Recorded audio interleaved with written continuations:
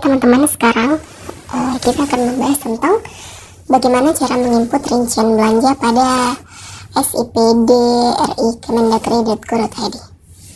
Oke, pertama-tama kita masuk kepada informasi pembangunan daerah, lalu pilih perencanaan pembangunan daerah, kemudian perencanaan pembangunan daerah, lalu kemudian kita akan diarahkan kepada akun user yang akan kita pakai.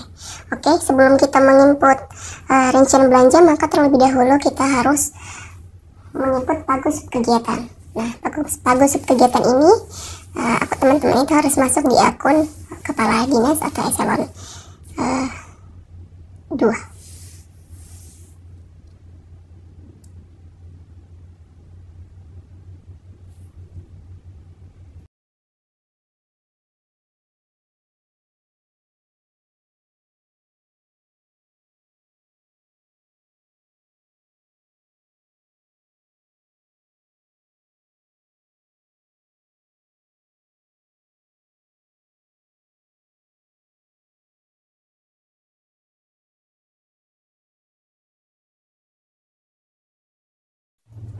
Oke, sebelum kita menginput rencana kerja, maka sebelumnya kita harus memasukkan user atau operator yang akan menginput rencana kerja atau rincian belanja pada subkegiatan.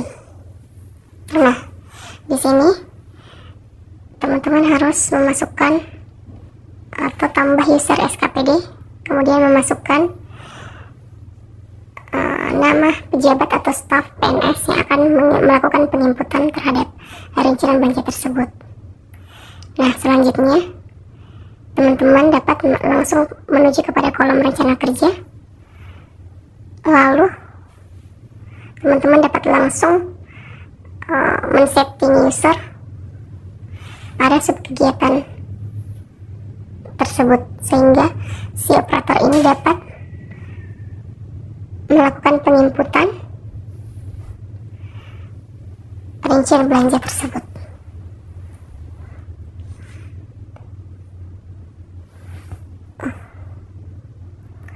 Oke, jika teman-teman ingin melakukan penambahan pada subkegiatan, maka pada kolom kegiatan teman-teman dapat memasukkan tambah subkegiatan belanja. Teman-teman menyesuaikan dengan beberapa pilihan atau aspek. Yang pertama, prioritas pembangunan provinsi, kemudian prioritas pembangunan kota atau kabupaten, lalu pada subkegiatan tersebut akan tertera berdasarkan program atau kegiatan yang diinput sebelumnya.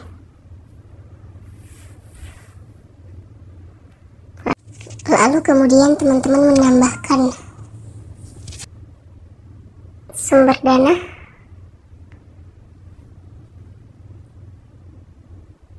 pilihannya di sini dana transfer umum, dana alokasi umum,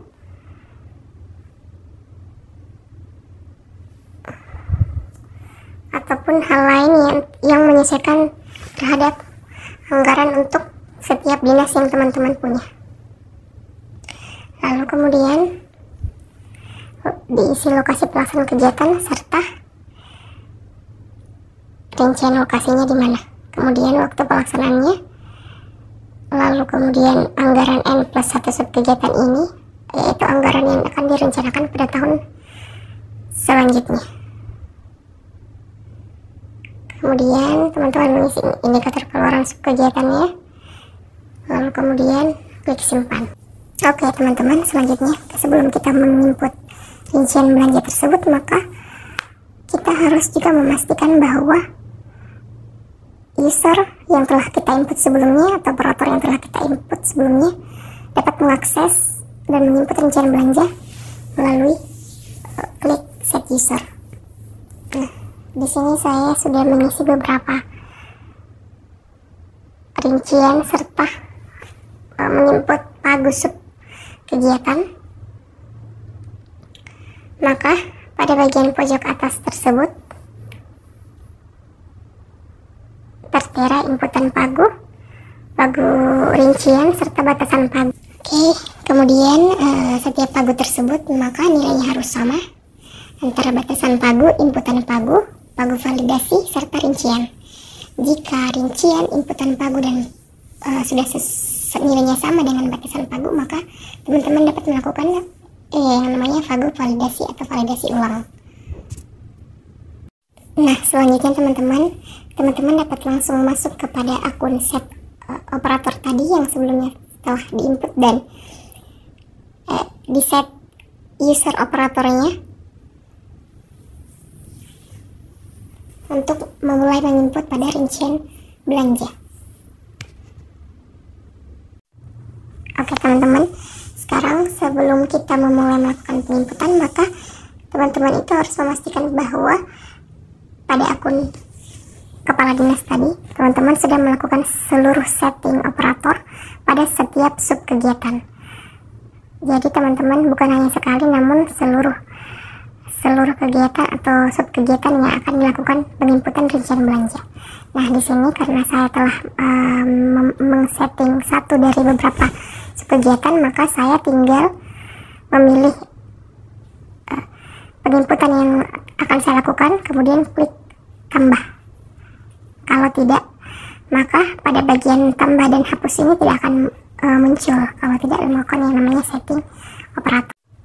Oke teman-teman, ketika akan melakukan penginputan, maka teman-teman dapat memastikan paket belanja ataupun jenis standar harganya ini masuk dalam kelompok yang mana, belanja yang mana. Misal teman-teman melakukan yang namanya belanja perjalanan dinas biasa, maka teman-teman itu dapat mencarinya itu di standar harga, kolom standar harga,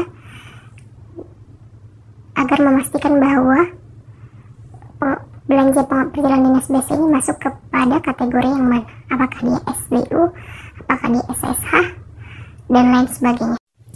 Oke, jika pilihan teman-teman sudah benar, maka pada komponen ini akan muncul spesifikasi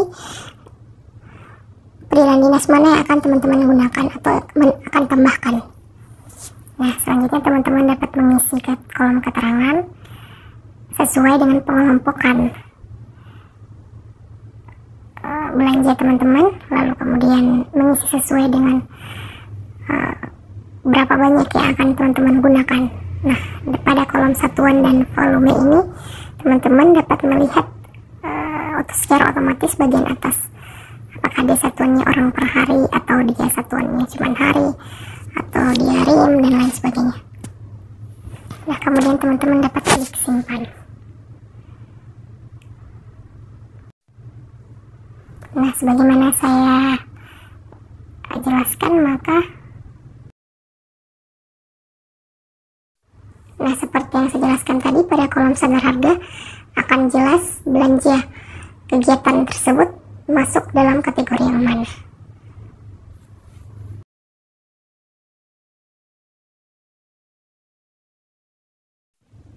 Oke, selain itu teman-teman dapat melihat usulan pokir ataupun aspirasi pada kolom usulan yang akan dijadikan sebagai pertimbangan dalam menentukan kegiatan apa yang akan dilaksanakan di tahun setelahnya.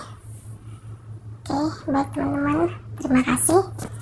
Semoga hal tersebut atau hal ini bermanfaat dan menambah sedikit ilmu untuk teman-teman.